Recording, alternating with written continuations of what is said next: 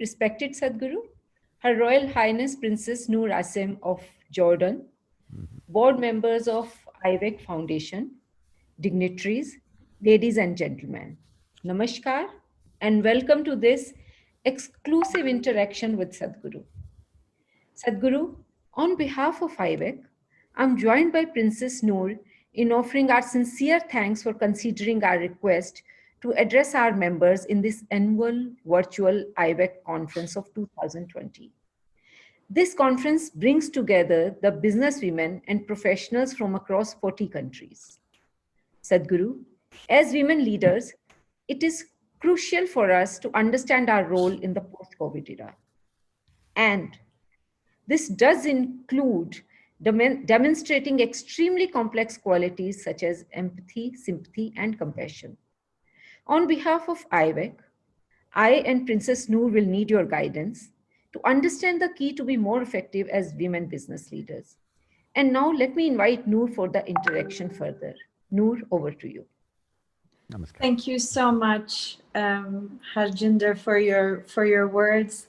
Sadhguru, I am a lifetime student of your teachings, and it's such an honor to connect with you today.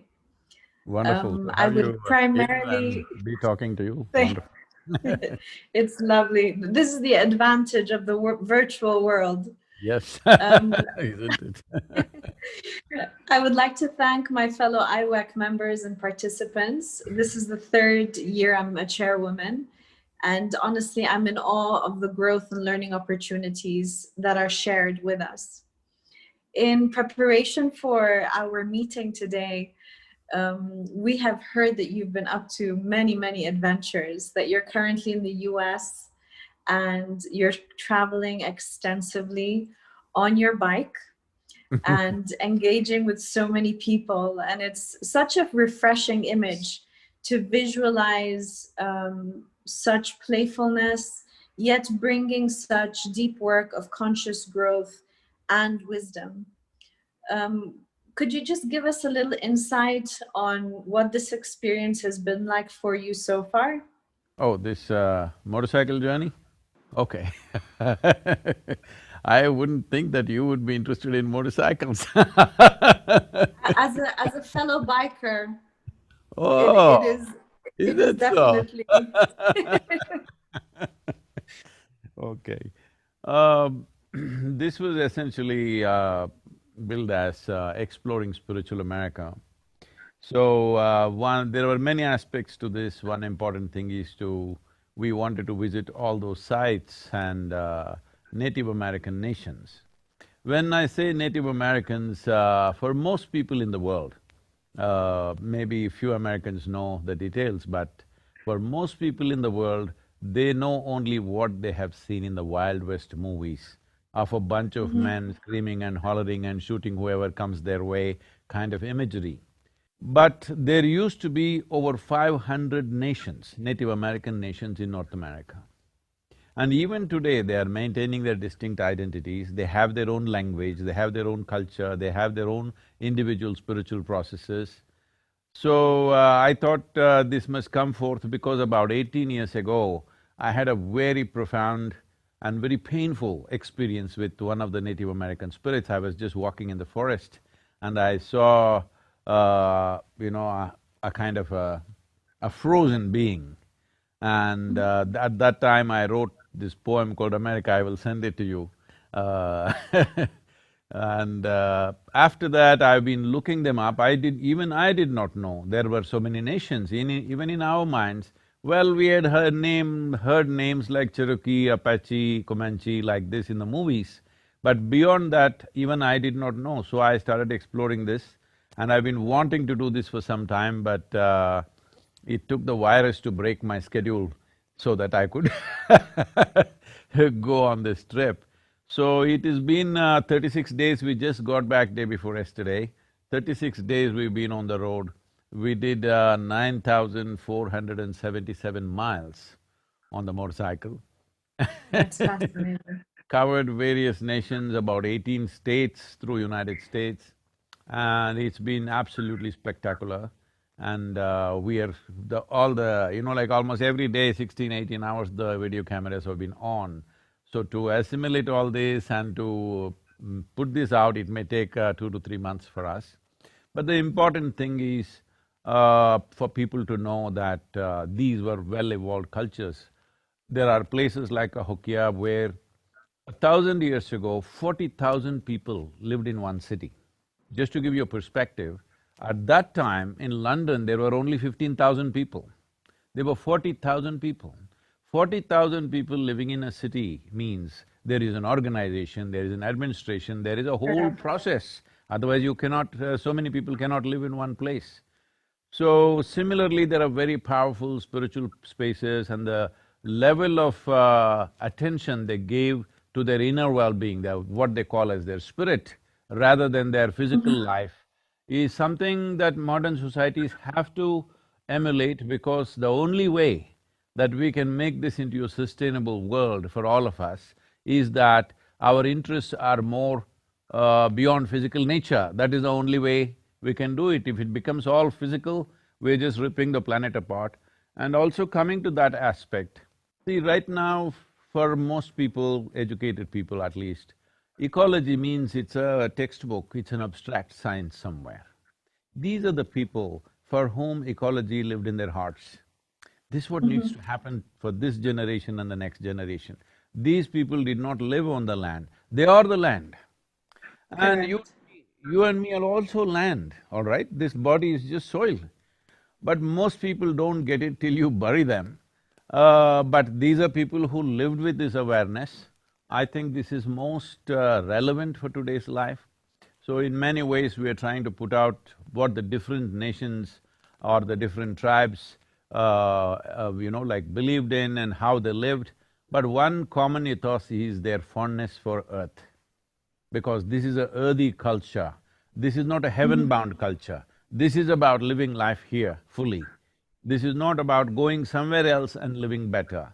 So I think it's most relevant for today's world. It is just the presentation of how it is presented. People may not be able to digest as to how they presented. So I'm seeing how it could be presented in modern language, in modern context, but fundamentally it's very relevant for our generations and the generations to come, actually.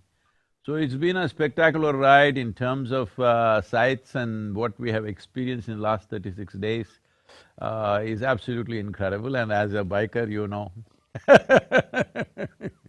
It is definitely a wonderful experience, and highlighting what you've just mentioned and echoing your messaging, it is, I believe, the collective experience of the virus that has really stopped and invited people to reflect on the importance of reconnecting with Earth.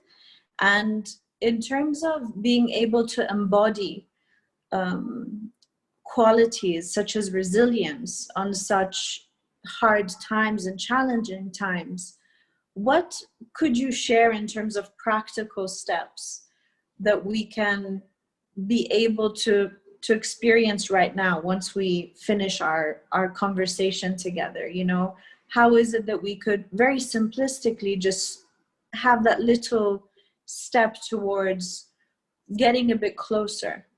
See, because people have very little experience of living on this earth.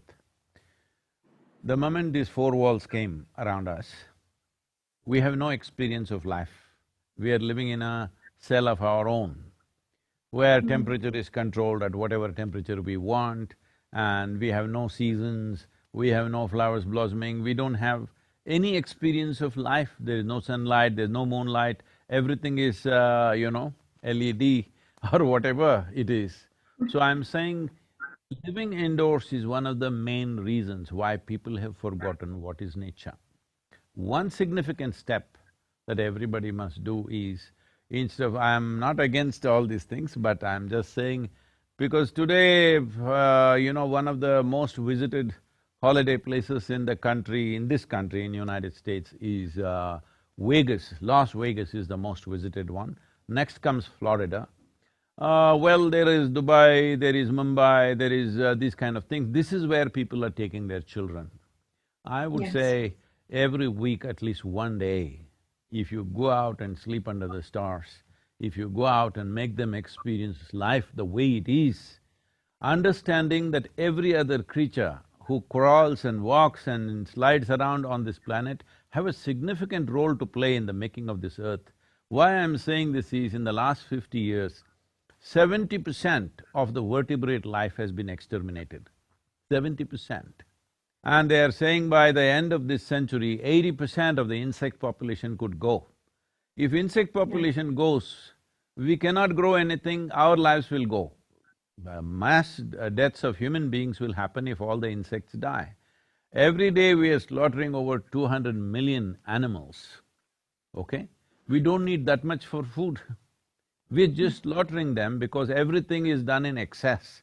Because we are not seeing other life as life. We are thinking only if it's in the human form, it's life. Rest is not life and they have no right to live. Unfortunately, such lessons have been taught to people in certain cultures that every other life is here to serve you. Please just go and observe an ant or a bee or any other creature on the planet. They have a complete life of their own. They have no interest in serving you. Well, they live in such a way that they're eco-friendly and it may serve us, that's a different matter. But they have no intention of serving us, they have a full-fledged life of their own. I've spent enormous amount of time in the jungles in India, in the, in rainforests in India. Every small life has a complete life of its own and it doesn't think a damn about us. But we are thinking we are the center of the universe, which has caused too much damage. I think being exposed to nature, the next generation of people, if they're little more exposed to nature, if we build homes, at least where a part of it is open, open to sky, it's very important. We are promoting this everywhere in India now, and all old designs of homes used to be like this. A part of the house used to be open to sky. It would rain inside. Even today in my house, it rains inside. My daughter who grew up in this house always says that is the most spectacular thing, that inside the house there used to be pouring monsoon rains. Because children need to experience this. Just living in Yeah. four walls is completely destroying our idea and our sensibility towards earth and other life. Thank you so much. Harjinder, I believe you'd like to step in. Thank you, Noor. Sadhguru, a Ducati riding guru is a rare sight. Besides riding a Ducati, you also drive luxury cars, you fly choppers, you play golf, you are a football fan, you are perhaps the most stylish mystic. We often are confused, but because we intertwine spirituality and minimalistic life. How do you define spirituality? Anyway, let me correct this, I don't like luxury cars, I like cars or any machine that works well. Because a mystic means he is a mechanic who understands the mechanics of life. Well, isn't this true that this mechanism, which we call as human mechanism, is the most sophisticated, complex machine which works very smoothly, it organizes itself, it creates itself, and it maintains itself all the time unless you do something nasty with it. So I'm interested in anything that works seamlessly. Luxury cars, no, I never drove any of them. But about these things, you mentioned motorcycle and a helicopter and this and that and golf, whatever. Well, I do many more things that people may not be aware of.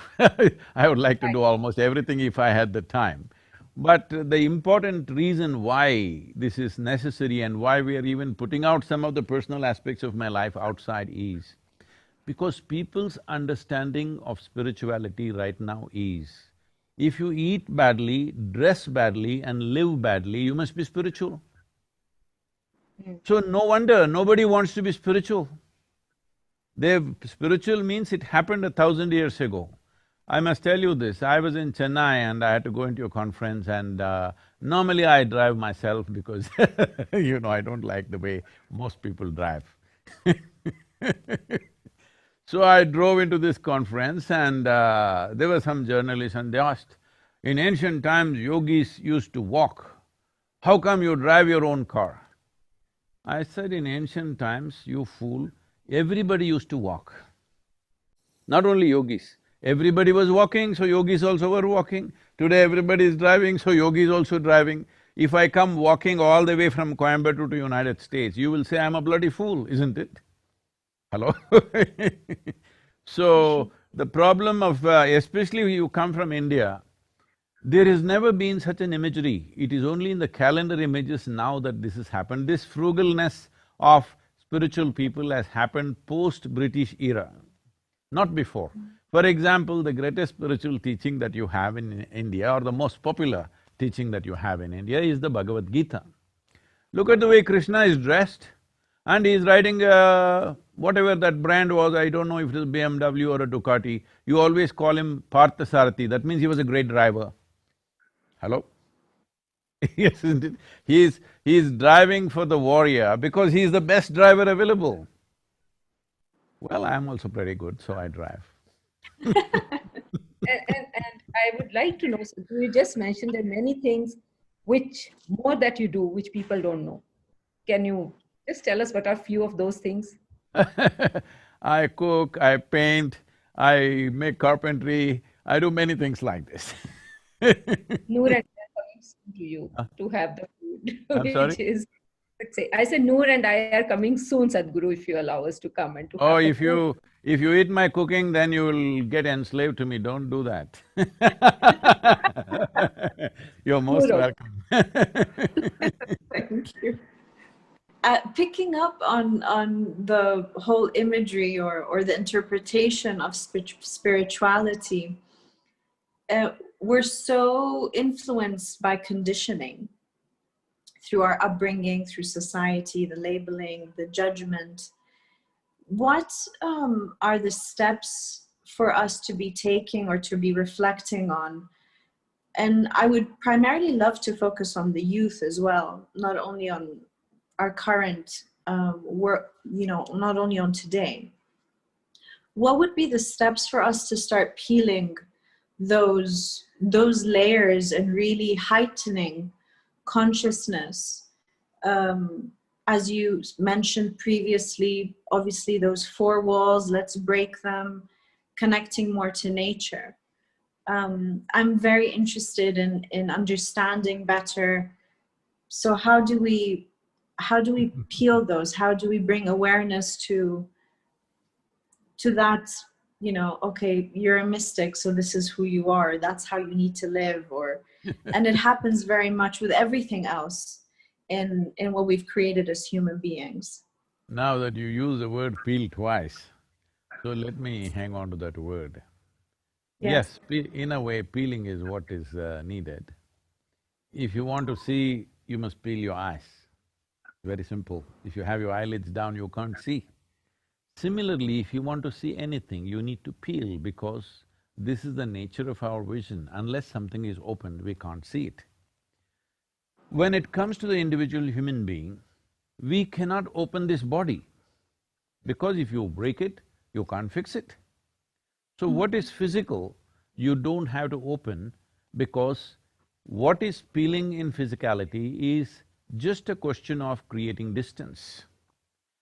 See, this is a fact that you and me as we sit here, well, I have a body, you have a body. This body, we were not born like this. We were born only like this and we became like this. We became like this by the food that we consume. Yes, it is just accumulation of food or it's just a piece of the planet. As I said earlier, most people don't understand that the soil that we walk upon and the body that we carry are not different. Not different at all, it's just a little bit of loan that we have taken from Mother Earth. When it's time, we must put it back joyfully, but most people crib about that, they don't want to return the loans that they have taken. Mother Earth is generous to give you what you want, but when it's time, she collects it atom by atom. She won't let you keep anything. So having said that, what you accumulate, whatever it is, whether it's body, money, wealth, clothes, this, that, including impressions, experiences, relationships, all this we gathered. What we gather can belong to us, but cannot be us, isn't it? So if we have to gather so much body and so much mind, there must be something more fundamental to this. That is unexperienced by most of the humanity today because the social focus is not there. Right now, everybody is going about as if economy is the ultimate nature of life. You know, the economic figures are the ultimate nature of life. Economy is Yes. just glorified survival process. People used to hunt, gather and survive, then they did agriculture and survived. Now we're doing stock market and surviving, it doesn't matter what we're doing, but it is just a survival process getting more and more complex. So, we are getting so entangled in this complexity, right now it's become like this, at least for the educated class in this world, the soul of humanity is economy.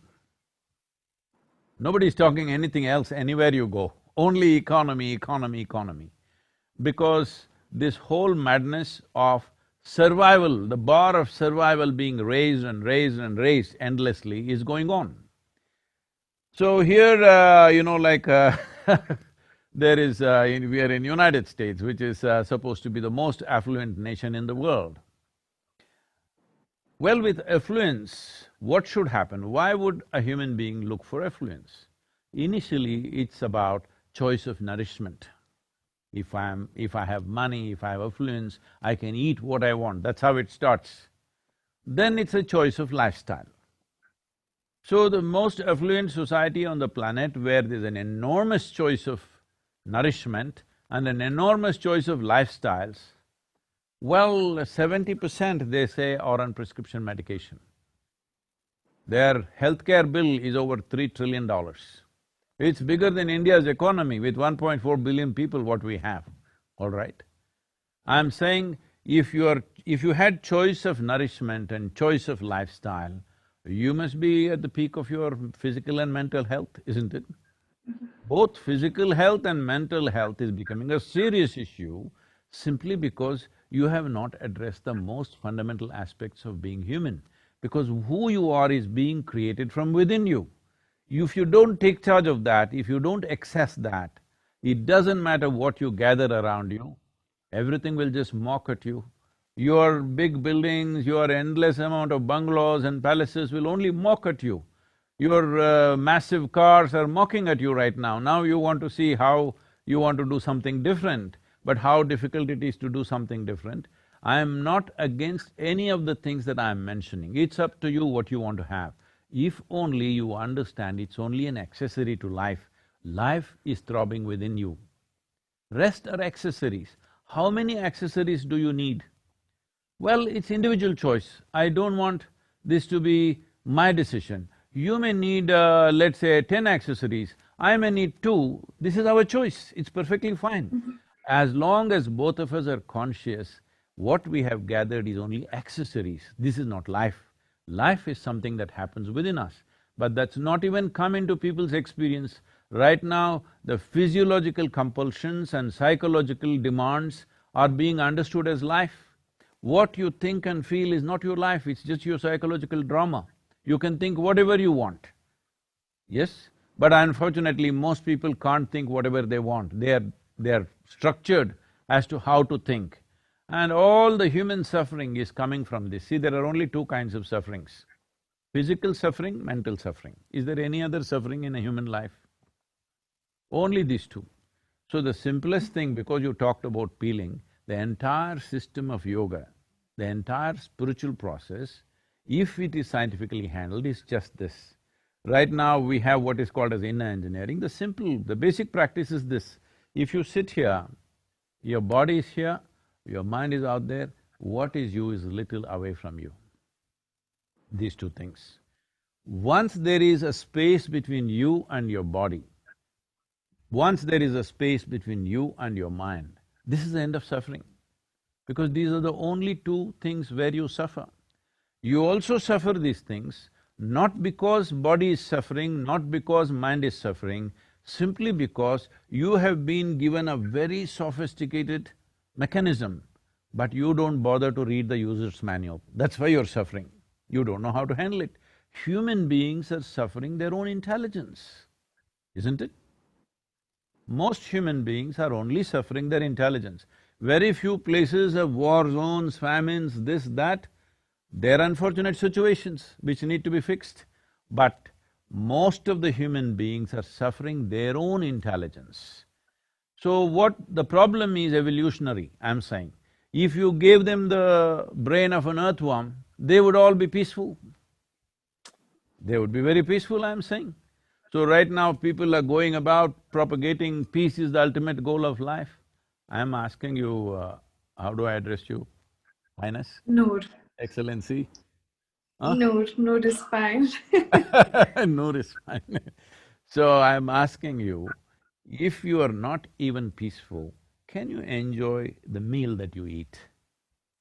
No. Can you enjoy a handful of people around you if you're not peaceful? Your dear ones, your children, your spouse, whoever else is around you who are most dear to you, even they become horrible when you are not peaceful, isn't it? True. When you are experiencing a certain turmoil, do you see all of them become horrible? Not that they are behaving horribly, I'm saying in your experience, everybody becomes an irritant, isn't it? Only when you are peaceful, you can look at them and enjoy them, you can eat what you eat and you enjoy them, you can enjoy this space in your home or wherever you are, you can enjoy that, only if you're peaceful. So I'm asking, is peace the most fundamental requirement within us, or is this the ultimate goal of life that you want to do in heaven? Unfortunately, this whole thing has been turned upside down by non-practicing or what to say, very enterprising spirituality, where there is no inner experience, they just read two books and then they all become spiritual teachers all over the world, and they've messed up human mind in such a bad way, that now people are saying suffering is an inevitable part of human life. I am asking you, is it your choice right now, this moment, Noor, this moment, is it your choice to sit here joyfully or cause some misery to yourself? Is it your choice or no? Definitely. So, it is your choice, this moment means it's your choice every moment of your life, because your entire life happens in this moment, isn't it? Correct. You never experienced an yesterday or a tomorrow, but people suffer what happened 10 years ago, they still suffer. What may happen day after tomorrow, they already suffer. This means they're suffering human faculties, they are not suffering life. A vivid sense of memory and a fantastic sense of imagination is what makes us very different from every other creature on this planet. The richness of human life is only because we have such a vivid sense of memory and we have a fantastic imagination. But this is what 99% of the human beings are suffering. They're suffering their memory and their imagination. Essentially, they're complaining about evolution.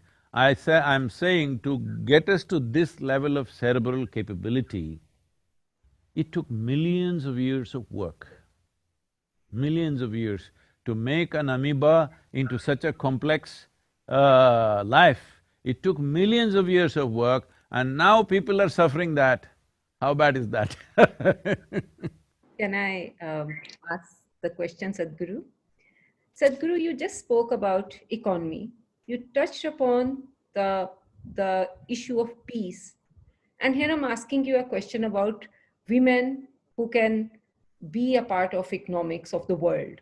Do you think that women can really be a part of inclusive economics, which many people or we would like to talk about?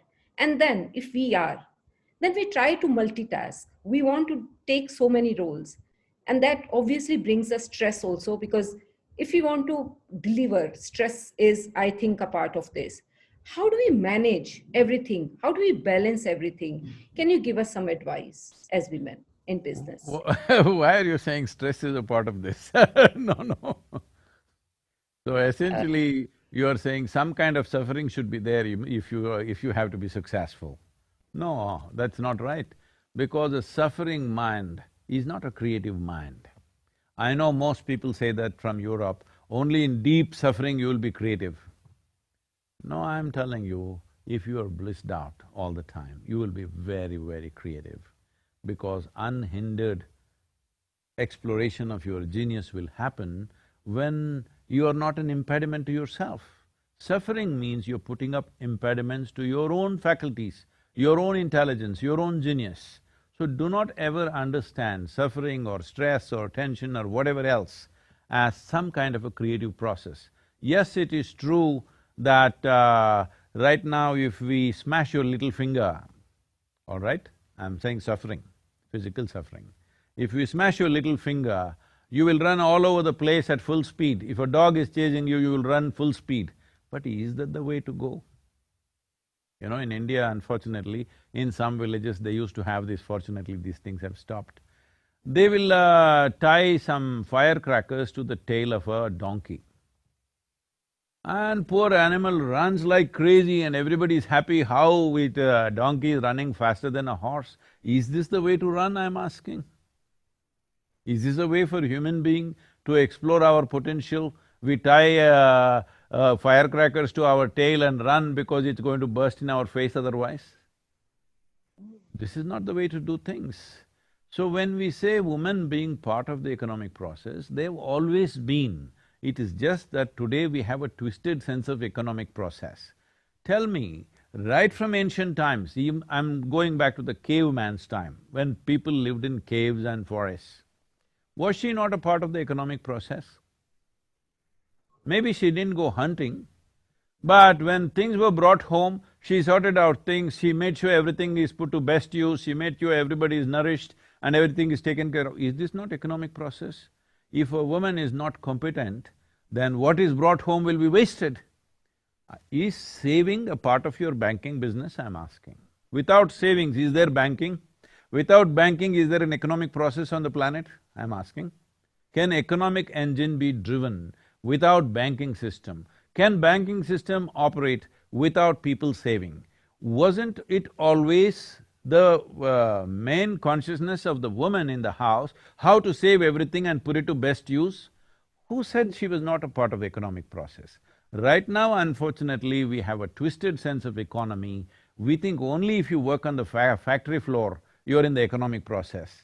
This is a very crude way of looking at life. I think I'm not commenting about this lady, but there was an iconic picture from the World War II time. If it was for the war effort, I very much appreciate it, but it was used by political campaigns and various other things, where an American lady is like this with her bicep showing and saying, "We can do it." You've seen that iconic picture. Because it was… I'm commenting about this mainly because it was used in political campaigns, presidential campaigns used this. Well, I'm saying the significance of modern times is this, that our activity and the significance of our activity has moved from human muscle to human cerebral activity because of technology and machines and things like that. From brawn to brain, this is the most important thing in the uplifting of a woman, because now the man's muscle, which ran the world at one time, anything that was needed, you needed man's muscle. So naturally, he was the dominant force in a given society, or at least we see it from outside that way, but it was not so even in those societies. Women had equal roles to play. Because our movies, our stories, everything is projecting the man who goes and fights and kills somebody is the strong man. The woman who sits at home and nourishes and creates life and brings up children, that same idiot who's fighting right now was brought up by her, that is not powerful. This is a complete misconception of life. This is a topsy-turvy understanding of life. So having said that, it is very important, today's time is very, very important because the significance of man muscle has receded. If you have big muscles, I'm saying if I'm a man and I have big muscles, well, they may hire me as a security man for somebody. They won't make me the boss of the place. There was a time the man with big muscle was the boss of the community, whoever had the biggest muscle. But unfortunately, our movies, both in Hollywood and in India, are still projecting a man with big muscles who can beat up everybody is still the boss. This is an unfortunate caveman projection that is still going on. It's very important that muscles are not the important force. Now there are machines where if you put 1,000,000 men, they are not a match for a single machine. So we have created machines, technology has come, now it is a question of intelligence and competence. So I don't think, if you ask me, I know a lot of women may react to this, but I'm clearly saying this. Let me repeat this, I've said this before, but I'm clearly saying this. There is no need for women to fight for equality. All they have to do is, education is available… in most nations, at least by law, they're equal. Socially, they may not be yet, but by law, there is equality. Now all they have to do is, more and more girls should be educated, should become competent. Today it's happening in India big time. More girls are passing out of high school than boys. More girls are there in… I went to some technological institutes, technical institutes, there are more girls than boys. Not literature or commerce or something. In engineering schools, there are more girls. More girls are earning PhDs than boys are earning. This is all. If you do this for another 15, 20 years, it'll be a level playing field. Instead of just creating unnecessary rancor, unnecessary resistance where from the other side also ugly things will happen, this is all that has to be done, because empowerment is the way to go forward, not a fight, not showing your muscle, because even a man's muscle is meaningless, why is a woman's muscle so important now? I love what you just highlighted in that sense. Before coming to today's engagement, my 13-year-old daughter was asking me, could I ask a question? I'm like, sure. So this is from her picking up Okay. on this whole male-female that she is influenced by, given society and the narrative that has been played. And she said, I am curious to know if there was one advice for the youth today, what would it be? See, gender is a personal thing. Mm-hmm.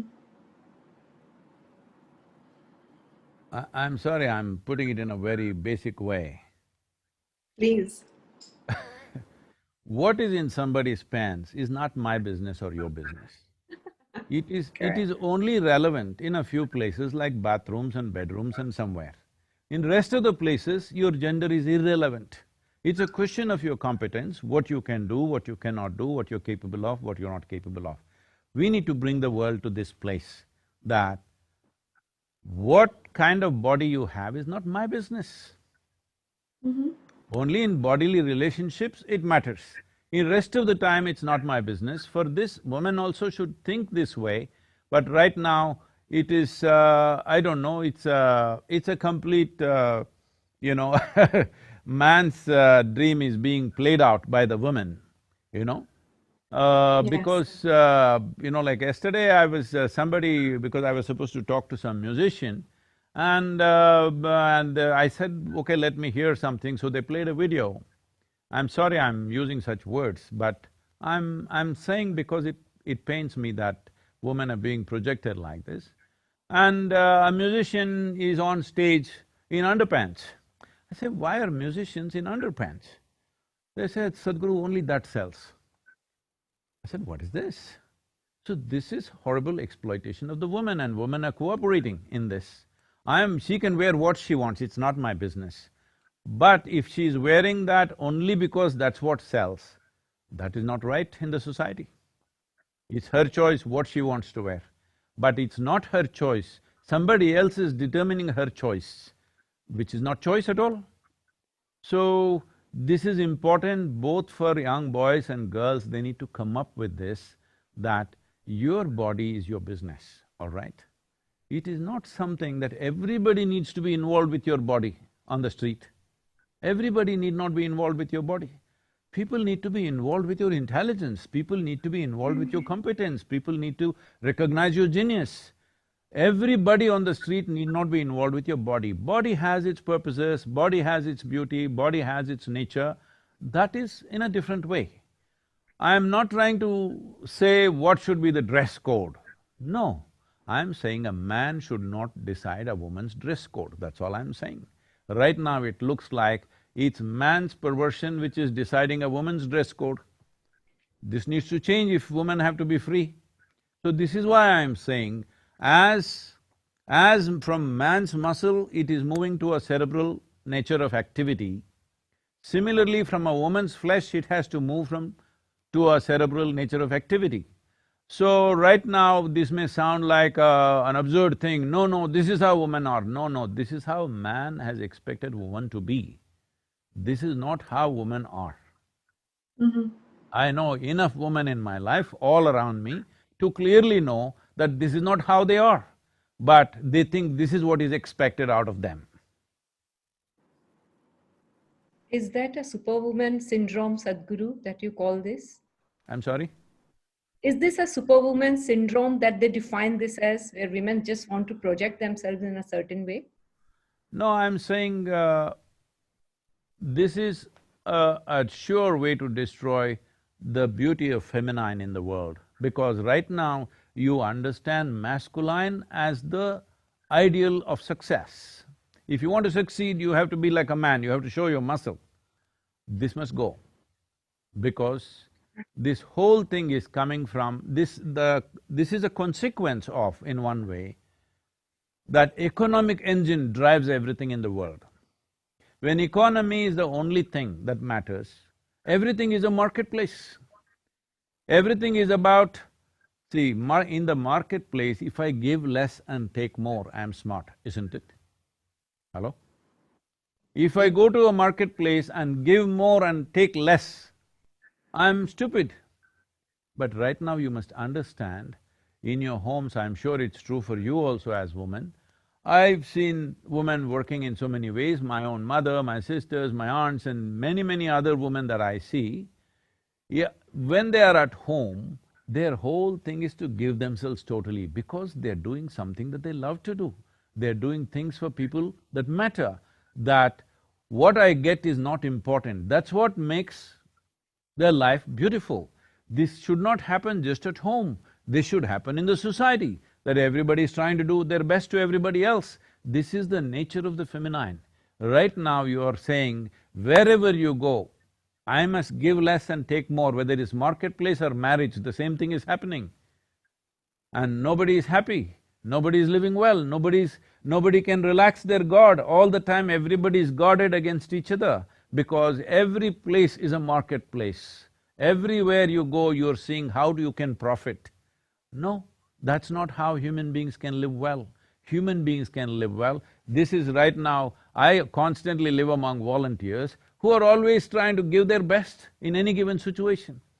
People ask me, Sadhguru, of all the things that you do, what's the most important thing? I say, people around me, the sort of people that I've gathered around me who are willing to give their lives away without any expectation. This is what is most beautiful about my life, because that is what is most important in the world. Every place is a marketplace means we are always trying to take advantage of somebody, isn't it? When your mind has become a marketplace, there will be no consciousness, there will be no finer aspects of life, there will be no room for the feminine in the world. Masculine will rule. It's all about conquest, it's all about exploitation. It's not about, it's not about love, it's not about inclusiveness, it's not about involvement with life. Where there is no unbridled involvement with life, there is no life at all. Only with involvement you can know life. There is simply no other way. I just would hand over to Noor. Before that, I want to further ask you one thing You more. use the word superwoman, I would say my mother was a superwoman. She did not earn a single rupee in her life, but she was a superwoman, she was the most respected in the family. Well, did she ever ask, what will I get? Never, but she is a superwoman. We all are superwomen, Sadhguru. Thank you so much. Yeah. I want to ask you, Sadhguru, is, now if we are a business, we doing business. Business is gender neutral. It doesn't recognize who is a man and who is a woman, and I totally believe in this. Now, as a woman who is into a business, it is our dharma, it is our duty to earn money so that we can give employment to many people and we can contribute to the economy of our country. So how does it gel with your idea of feminism? Is it what we are doing something right, or we should be, I would like to know your opinion on this. No, just now you said business is gender neutral. Then you say we are women in business. No, you are just in business, you are not a woman. You're just a business person like anybody else. Why are you a woman in business? Don't do that. Don't take your gender to the business. You're in business, you must conduct it in a judicious way, that's about it. It's how probably society looks at it, and we need to correct this. Thank you so much for telling this to us. Over to you, Noor. It's so fascinating to hear all these concepts. And my question would be, where do we start in terms of shifting such paradigms and such mental models that are so ingrained in our experience as human beings? Would it be targeting educational institutions? Would it be in the home, a combination of the two? How do we manifest? How do we bring this to life, other than having these deep conversations and awakening a different perspective in humans? See, if it happens within us, essentially if the transformation or change happens within us, it will naturally manifest at home, at school, at workplaces, in the society, everywhere it will naturally manifest. So this is the fundamental thing that I would like to point out. But we are always trying to change the home, we are trying to change the school, we are trying to change the workplace, we are trying to change the social situation. No. What needs to change is within us. If this one changes, if we are at home, we will make sure the home is different. If we are at school, we'll make sure the school is different. If you're in a workplace, you'll make sure the workplace is different.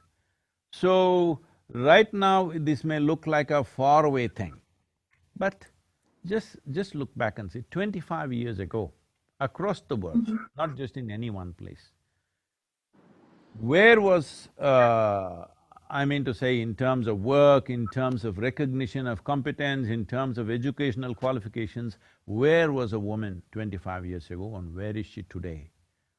Most people wouldn't imagine, isn't it? Isn't it so? In most societies, most people could not imagine that this will happen. So I'm telling you right now, the only thing that was tilted against her were, one thing is the man's muscle. He's got stronger, bigger muscles for survival. Another thing is childbearing, which took a major part of her life at one time. Because to have 2, 3 children survive, she had to deliver 7, 8 children, which kept her whole life busy.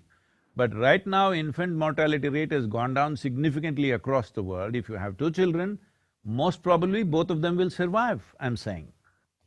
Those days are gone where you had to bear 8 children for 2 to survive, which used to be the way in the past. So, this man's muscle and childbearing, both of them have been neutralized now. Once this is done, you should not think in terms of gender. You should just think in terms of human competence. It is important for us to understand men and women are same species. But right now, a whole lot of people are campaigning as if they're separate species. No, it's one species, one way or the other, either loving or hating, they have to live together, all right? The choice is this, but the nature of the feminine is not of conquest. The nature of the see, when I say feminine, I'm not talking only about women. Masculine, feminine are 2 different qualities in nature. Well, when feminine dominates, we call somebody a female, when masculine dominates, we call somebody a male. But it need not be determined by one's gender. The feminine as a quality, if it does not play equal role, 50% role in everything that we create in this world, then we will have a very skewed life. We will have dominance, but we will have no joy, we have no love, we have no inclusiveness, we have no play of life happening, because right now this is what is happening. The most successful people I see are the most stressed and miserable people on the planet. Well, success is the sweetest thing in human life, isn't it? Doesn't matter what we are doing, we want to be successful, whether the act is simple or complex, we want to be successful. Now, successful people are sending out a message to everybody, success is the source of suffering. This is not right. This is happening because too much of masculine nature, not enough feminine nature. There is no inclusiveness, there is no joy, there is no laughter in a workplace. Everybody is dead serious, like it's the… it looks like doomsday if you go and look at the offices. It It does. looks like today is a doomsday. Everybody is dead serious because somebody has told them, only if you're serious, you will work well. No, only if you're joyful, you will work well. Only if you do something with great joy will the best of your intelligence and competence find expression, isn't it? So the feminine has to come. Just women coming into the office is not good enough. Feminine has to play an equal role. Otherwise, you will have a skewed society which will have everything but will have nothing. This is how, unfortunately, Western societies have become. Everything is there, but everybody feels desperate all the time. This desperation is essentially absence of feminine in the social structure, in the workplace, and even at home. Everybody is trying to be like this. See, it is not in the nature of the woman to do this, all right? But they're all doing that because… because somewhere our definition of success has become masculine. This has to go.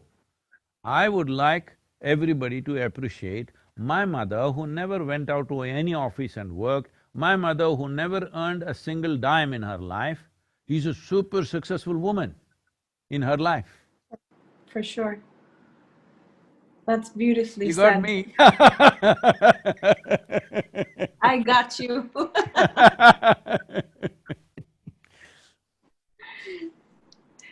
That was very well said, Sadhguru.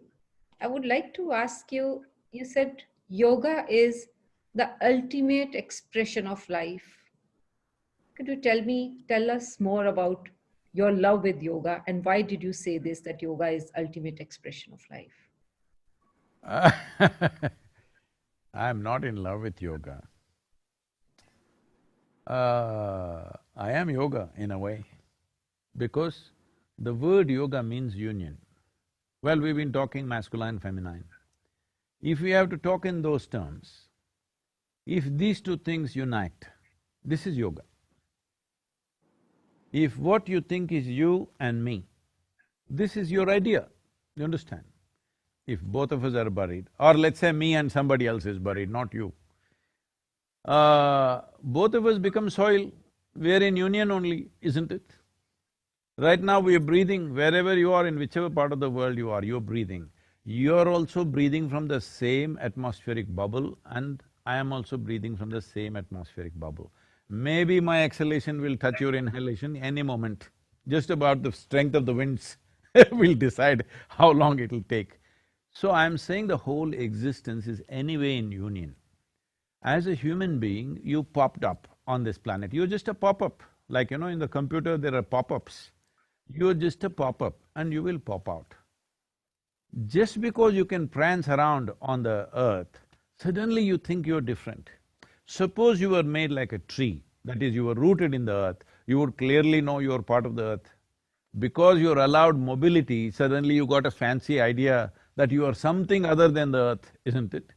So, life is anyway in union. The whole cosmos is anyway in union. When you experience that, we say you're in yoga. Right now there's a complete misconception about what is yoga. If you twist and turn and look like a leftover noodle, you are in yoga. Wonderfully explained, Sadhguru. I've So, never it had… is a question of union. So, do I practice yoga? No, I am yoga. I live in union with everything in my life. And every human being has to live like this. If you are in one with everything, does somebody have to tell you, don't kill this person, don't rob this person, don't harm this person? Do you need teachings and commandments to tell you what you should not do? If for one moment, as you're sitting there and I'm here, if you experience me as a part of yourself, does somebody has to tell you, be nice to Sadhguru? Is it necessary? I'm asking. So all moralities, all ethics, all values, all commandments are simply because we have forsaken our humanity. The fundamental nature of our existence is this, I must tell you this, You know, where in 1998, when some UN agencies came and made a prediction that 60% of Tamil Nadu will become a desert by 2025, I didn't like this prediction, I looked around, then I saw it is definitely happening. Then I saw what is the thing to do. That day, the green cover in Tamil Nadu was 16.5%. I said, we must move this to 33%, so we need to plant 114 million trees, I said.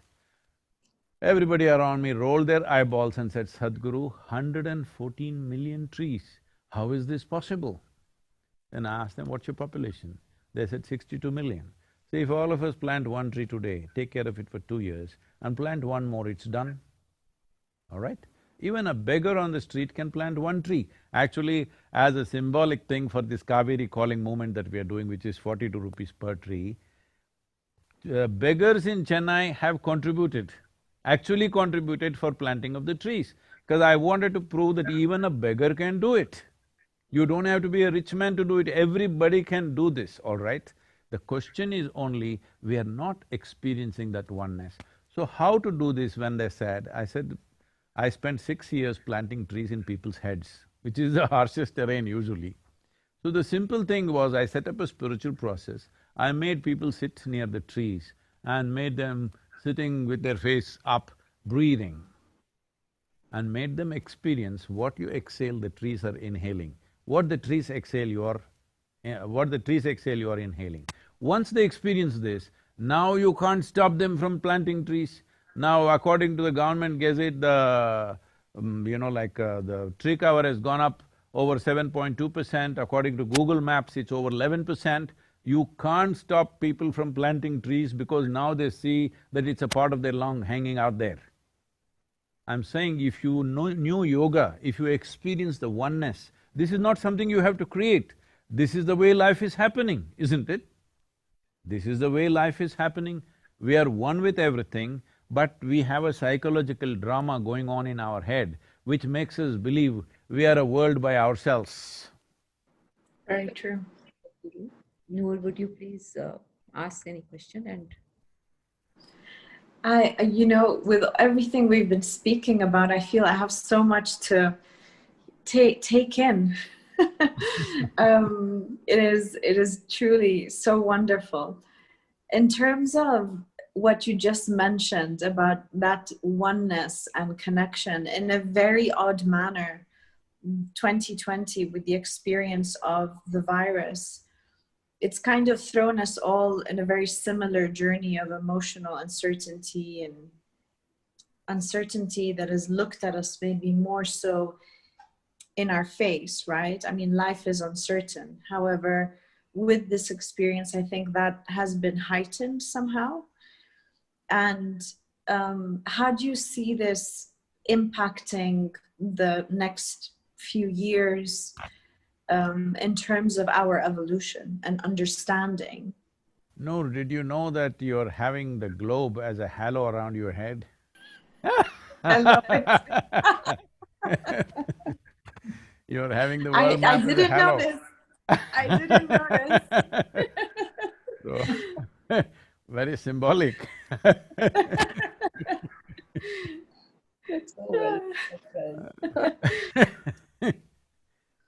So, the thing is about the pandemic. See, it's very simple. If only the humanity was little more conscious.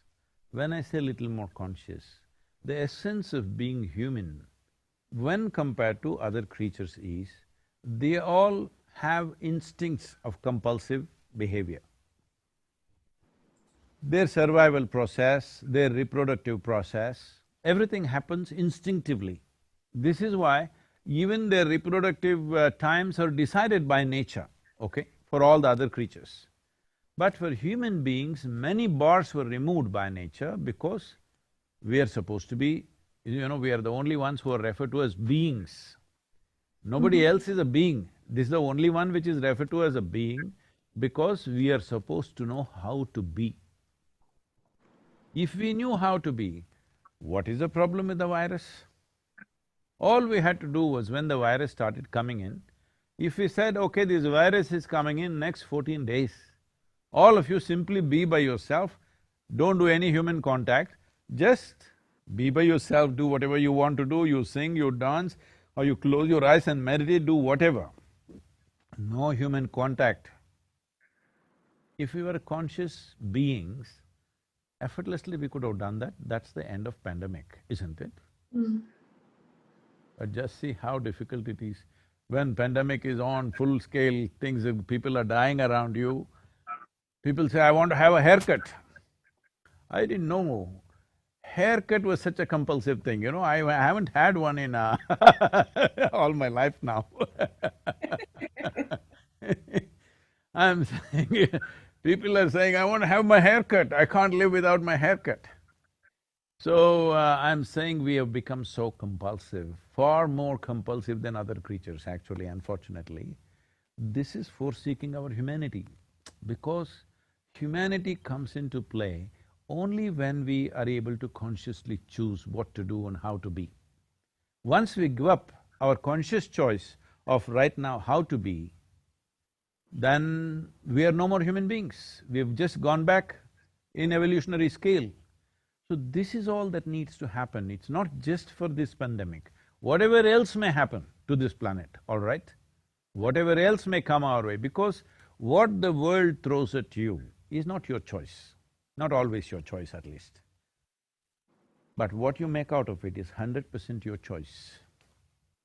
So this is all we have to do, that we must become more conscious human beings, and we can be called human beings only if we can handle our requirements in a conscious manner. See, everything that an animal does, we also do, all right? They are born, we are born, they grow up, we grow up, they grow up simply, we grow up with lot of fuss. And they eat, we eat, they reproduce, we reproduce, they die, we die. Everything that an animal does, we do. On physiologically, we are just another animal, all right? The only thing that makes us different is the same things of growing up, of eating, of sleeping, of reproduction, everything we can conduct it consciously. That is what is the difference between us and them. Yes? If we do not conduct this consciously, then you have given up your evolutionary status of being the peak of evolution on this planet.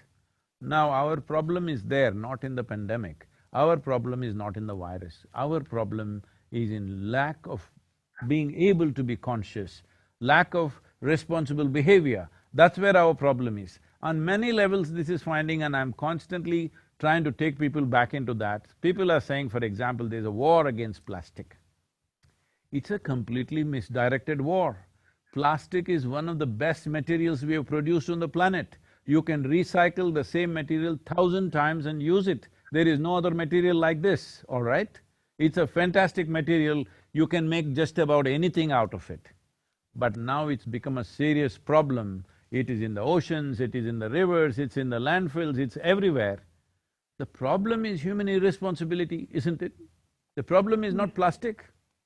If you use plastic responsibly, it is a great thing because you don't have to produce any other material, you can keep on recycling the same thing for many years, for generations of people, we can use the same material. But we are saying we are waging a war against plastic, we are waging a war against virus.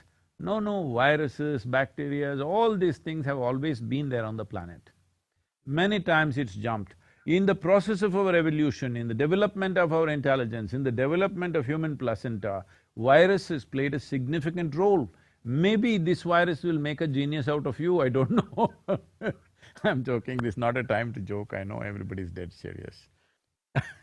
Because people have died, people have lost their loved ones, people have lost… Yes. Economic losses are there, but you do not know the full impact of this virus upon your system yet. You still do not know, that's a fact. Sure. In the past, it has happened million years ago or so, that the basic quality of human placenta, which is the basis of women being able to bear healthy children, is because of virus influence. A certain virus influenced us. Similarly, the development of our body, our intelligence, nearly 52% of our body right now is microorganisms. Only 48% is genetic material, rest is all other creatures living within us. So, The problem is not of the virus. Virus has always been there on the planet. Maybe they were in the bats, maybe they were in the pangolins, right now they chose us. But the problem is just that human beings are behaving in unconscious and compulsive ways. That is the problem.